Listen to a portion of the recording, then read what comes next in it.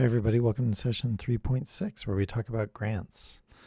From this class session, I want you to understand the nature of the private grant-making economy. We're going to talk about some practical advice for grant seeking, and then describe some unique challenges that relate to government grants specifically. The grant economy in the United States, and we're talking about the private grant economy, meaning foundations primarily, has some really fascinating features to it. There are a lot of grant-making foundations, around 76,000 of them in the U.S. These numbers, by the way, are a few years old, but still pretty close to accurate for today. In the year that I collected this, the total amount that was given through grants by foundations was $45.7 billion.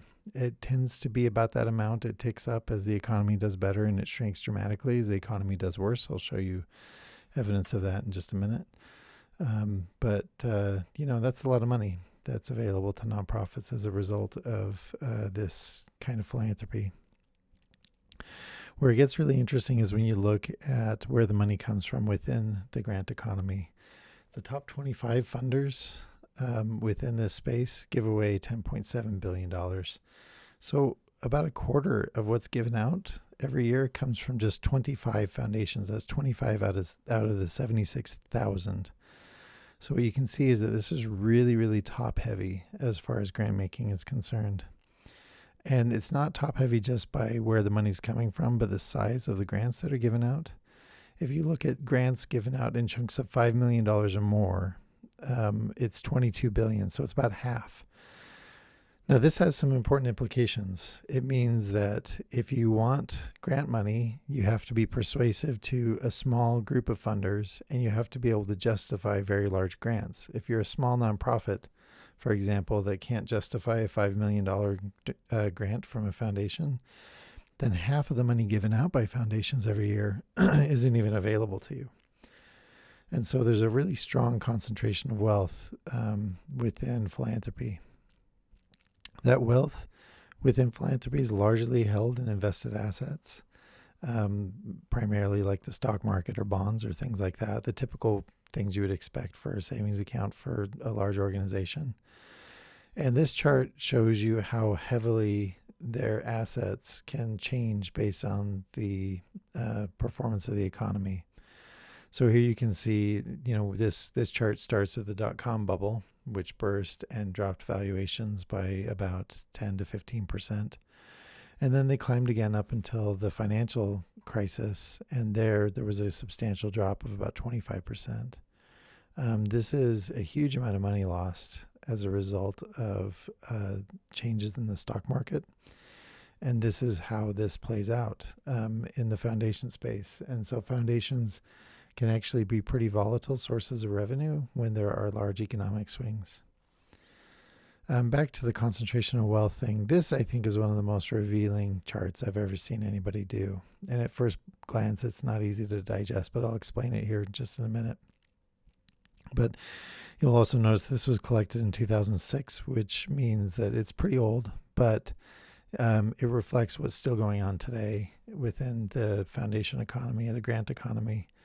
That bar chart on the left shows you the number of foundations that have assets in each of those four categories. So the dark color means that they have $50 million or more in assets. And then the progressively lighter shades of gray reflect smaller amounts. And so what you can see is that 2% of the foundations that exist today have assets of 50 million or more. Now, that reflects a concentration of wealth, but how important that is, you see in the chart on the right, because on the right, what you can see is that when you track assets owned by those foundations and those sizes in those four categories of size, then you see how big that concentration of wealth is. What the chart on the right means in combination with the chart on the left is that 2% of the foundations that exist today own 69% of the assets. Sorry, and this was back in 2006, but it's still about the same today, or at least I haven't seen anybody reproduce this chart, but we have every reason to think it's the same. And so 2% of foundations controlling about 70% of the assets shows you how powerful a small group of funders are within the grant economy. There's also a strong geographic bias. And what you can see is that although foundations have grown in their geographic distribution gradually over time, you can see the largest concentrations of foundations are primarily in urban centers. And so the exception to that being Texas and Florida, but pretty much everywhere else you can see there are large cities affiliated with where these foundations are located. A question we're going to discuss together in class is what the proper role of philanthropy is. And I gave you a really compelling reading, I think, that covers a lot of the different perspectives on this. But it's something I want us to discuss together. Like, what is the right role of philanthropy? It's largely unaccountable money. I mean, it has high accountability as far as tax reporting is concerned. But as long as they're operating, within pretty wide set of boundaries, there's not much control that the government has over where this money goes. And the question is, are we comfortable with what this money does? There are villains on both sides of philanthropy, depending on your political perspective. So if you lean left politically, then you've heard lots of criticisms about the Koch brothers. If you lean right politically, you've heard lots of criticisms about George Soros. These are people who have wielded quite a bit of influence politically and otherwise through their philanthropy. Anyway, these are questions we're going to discuss together, and I hope it makes for an interesting conversation. Just some practical details to consider. If you're seeking grants, one of the most important things to know is that if you know somebody at the foundation that's giving money, it dramatically increases the likelihood of receiving a grant. I can't stress this enough. I've seen it firsthand many, many times. So it's really important that you network, that you find ways to connect with people that either know or work with foundations directly. So that way you can have an in. Most foundations receive far more applications than they can process. And so they can pull out those applications that are submitted by people that they have a relationship with. There is a kind of philanthropy going on called venture philanthropy, and this is putting much more pressure on nonprofits to use impact assessment tools and to set measurable goals. Philanthropy is pushing more impact measurement out of nonprofits, which is a good thing, so be ready for more of that as this trend continues. And you need to be familiar with the reality that the grant writing process has a lot of particularities, a lot of idiosyncrasies that depend on the funder. A funder, for example, may specify a font size or margin size in the applications that they receive, or they may require that you only submit an application through their online portal. It can be any number of things like that. If you don't follow all of these rules that the funder has set forth, then they will throw your application out without even considering it. It sort of serves as a filtering mechanism. And if you remind me, I'll tell you a story in class about brown M&Ms that relates to this idea. It's a story some of you may already know. But anyway, so it's also good to know how grant makers receive applications. They tend to happen in these three categories. There are, again, a lot of individual differences from one foundation to the next, but largely you can see that foundations either receive an open application process, meaning they just have a standing invitation to submit proposals. That's much more common with smaller foundations.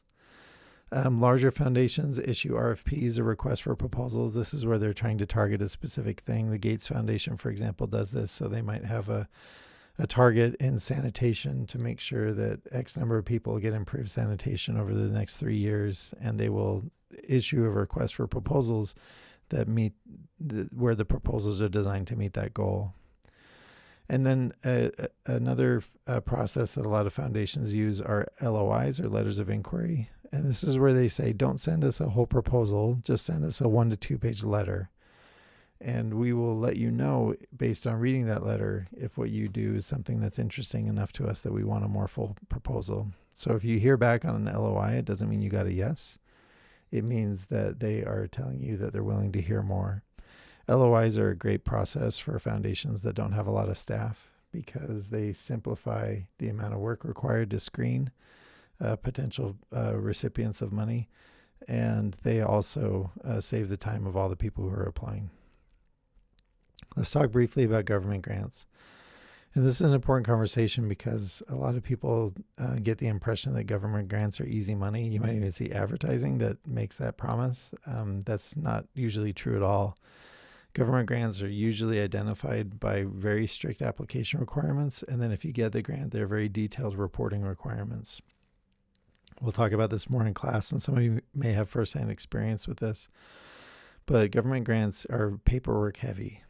Another thing is that they require special financial accounting where you account per grant on all the costs associated with the grant so that you're not commingling. Most government grants require a partitioning of resources that way. So that way you can account for the way the money that you received in the grant and show and prove that it was spent just on the purpose of the grant.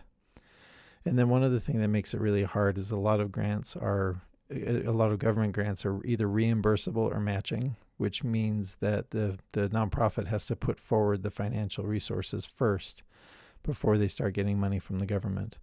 And this increases the financial burden on nonprofits who rely on government grants. So it's very rare that you can just operate a nonprofit 100% on government grants. Usually you have to have some other funding source to get started. If you decide after those warnings that you still want to seek government grants, all federal grants are processed through grants.gov. So that's the best place to start if you're seeking government grants. I'll also say that U.S. senators and representatives can be a resource to you in helping obtain government grants. Usually a letter from a senator or from a U.S. representative can have some sway, and they can also bring grant opportunities to your attention. Sometimes government grants have really quick turnaround from the time they're announced to the time they're awarded, sometimes measured in just 4 or 5 months. And so that's another way that a relationship with a senator or representative can be helpful to you. Anyway, so that's it. We're going to have a deeper discussion together in class, but that's all we have for this. So I will see you next time.